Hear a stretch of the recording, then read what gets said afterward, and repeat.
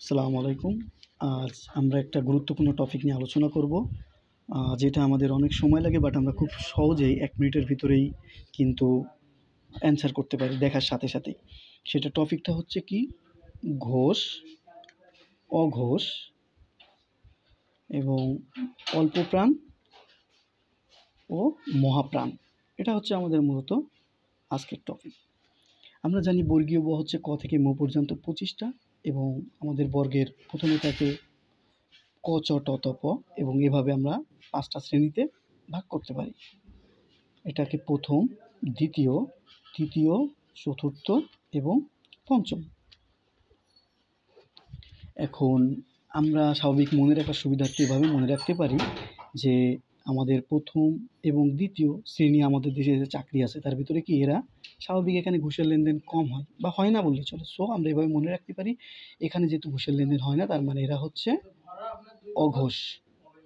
এবং এখানে তৃতীয়, চতুর্থ, পঞ্চম অর্থাৎ তৃতীয় শ্রেণীতে কি ঘুষের লেনদেন বেশি হয়। সো আমরা এভাবে মনে রাখতে পারি এটা হচ্ছে ঘোষ, তার মানে মহাঘোষ।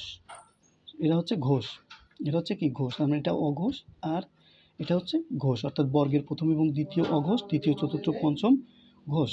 এবার আমরা অল্প প্রাণ মহাপ্রাণে যদি আসি, আমরা জানি জোড় আছে যার, এভাবে মনে রাখতে পারি জোড় আছে যার, প্রাণ আছে তার, জোড় নাই যার, প্রাণ নাই। আমরা জানি জোড়গুলো কি সিঙ্গেল, যেমন এক, এক বিজোড়, তার মানে কি এক, কিন্তু জোড় কি ওরা জোড়ায় জোড়ায় বসে।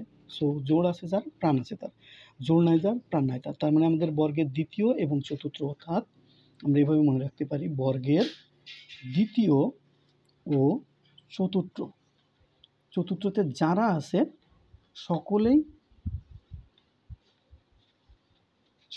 মহাপ্রাণ,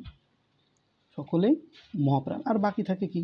বাকি থাকে আমাদের বাকি থাকে প্রথম, তৃতীয়, পঞ্চম। এরা কি? এরা কি? এদের জোড় নাই, তার মানে জোড় নাই যার, প্রাণ নাই তার, এরা হচ্ছে কি?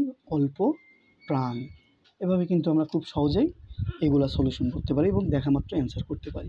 এমন আরও ট্রিকি ভিডিও যদি পরবর্তীতে পেতে চান তাহলে সাবস্ক্রাইব করুন এবং কমেন্ট করুন।